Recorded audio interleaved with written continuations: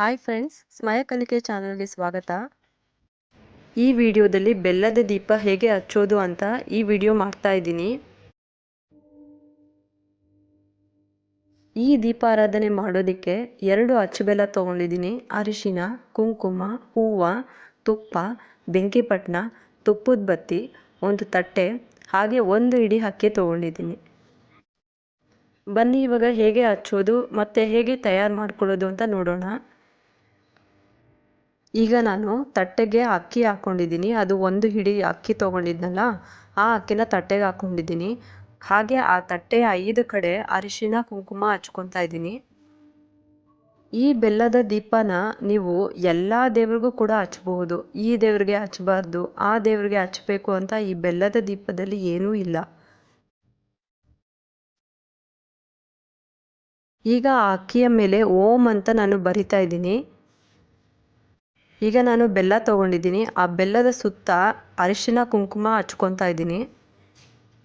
ನೀವು ಪ್ರತಿಯೊಂದು ದೇವರಿಗೂ ಕೂಡ ಈ ದೀಪಾರಾಧನೆ ಮಾಡ್ಬೋದು.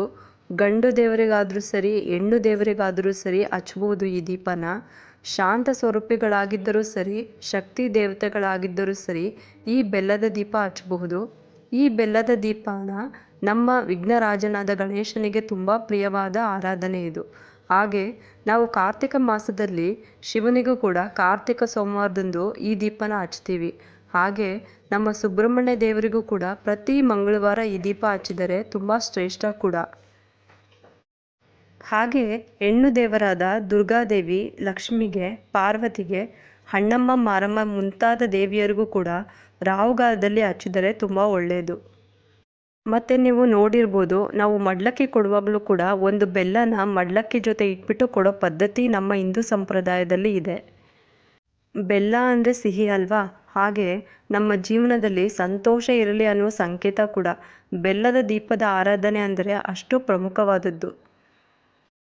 ಈಗ ನಾನು ತುಪ್ಪ ತೊಗೊಂಡ್ಬಿಟ್ಟು ಆ ಬೆಲ್ಲದ ಹೋಲ್ ಇದೆಯಲ್ಲ, ಆ ಹೋಲ್ಗೆ ತುಪ್ಪನ ಹಾಕೊತಾ ಇದ್ದೀನಿ.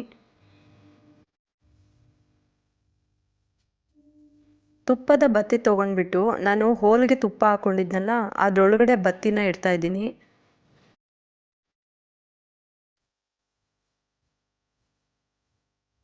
ಬತ್ತಿಯ ಮೇಲೆ ಕೂಡ ನಾನು ತುಪ್ಪನ ಹಾಕೊತಾ ಇದ್ದೀನಿ.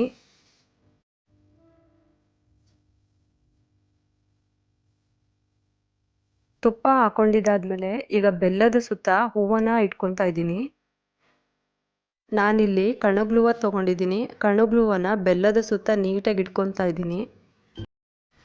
ಈ ಬೆಲ್ಲದ ದೀಪನ ಅಕ್ಕಿ ಇಲ್ಲದೆ ಕೂಡ ಬರೀ ಬೆಲ್ಲದಿಂದ ಕೆಲವರು ಹಚ್ತಾರೆ. ಆದರೆ ನಾವು ಅಕ್ಕಿ ಜೊತೆ ಬೆಲ್ಲ ಮತ್ತು ಶುದ್ಧ ನಂದಿನಿ ತುಪ್ಪನ ಹಾಕಿ ಹಚ್ಚೋದ್ರಿಂದ ಆ ಬೆಲ್ಲನ ಯಾರಾದರೂ ಮನೆಗೆ ತೊಗೊಂಡು ಹೋಗ್ತಾರೆ ಅಕ್ಕಿ ಜೊತೆ, ಆಗ ಅವರು ಅದರಿಂದ ಬೆಲ್ಲದನ್ನು ಮಾಡಿ ತಿಂತಾರೆ. ಈ ರೀತಿ ಅವರು ಮಾಡೋದ್ರಿಂದ ನಮಗೂ, ಅಂದರೆ ಯಾರು ಬೆಲ್ಲದ ದೀಪ ಹಚ್ತಾರೋ ಅವರಿಗೂ ಒಳ್ಳೆಯದಾಗುತ್ತೆ ಮತ್ತು ಆ ಬೆಲ್ಲದನ್ನು ಮಾಡಿ ತಿನ್ನೋರಿಗೆ ಕೂಡ ಖುಷಿ ಆಗುತ್ತೆ ಅನ್ನೋ ಅಭಿಪ್ರಾಯ ನಂದು.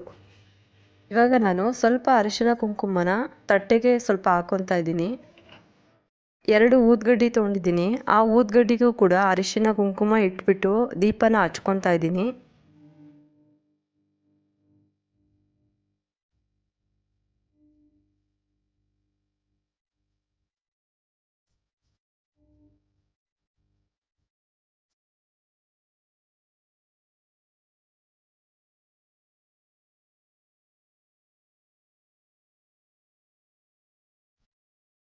ಈಗ ನಾವು ಮನಸ್ಸಿನಲ್ಲಿ ಪ್ರಾರ್ಥನೆ ಮಾಡ್ಕೊಂಡ್ಬಿಟ್ಟು ದೀಪನ ಹಚ್ಚೋಣ.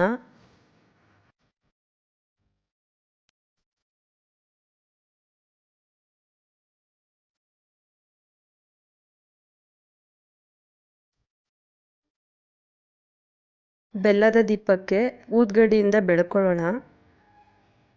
ನೋಡಿದ್ರಲ್ಲ ಫ್ರೆಂಡ್ಸ್, ಬೆಲ್ಲದ ದೀಪಾರಾಧನೆ ಹೇಗೆ ಮಾಡೋದು ಅಂತ. ನಿಮಗೆ ಈ ಇನ್ಫಾರ್ಮೇಷನ್ ಇಷ್ಟ ಆಗಿದೆ ಅಂತ ನಾನು ಅನ್ಕೊತಾ ಇದ್ದೀನಿ. ಈ ವಿಡಿಯೋ ನಿಮ್ಗೆ ಇಷ್ಟ ಆಗಿದ್ದರೆ ಒಂದು ಲೈಕ್ ಮಾಡಿ, ಶೇರ್ ಮಾಡಿ ಮತ್ತು ಸಬ್ಸ್ಕ್ರೈಬ್ ಮಾಡಲು ಮರಿಬೇಡಿ ಫ್ರೆಂಡ್ಸ್. ಸರ್ವೇ ಜನ ಸುಖಿನೋ ಭವಂತು.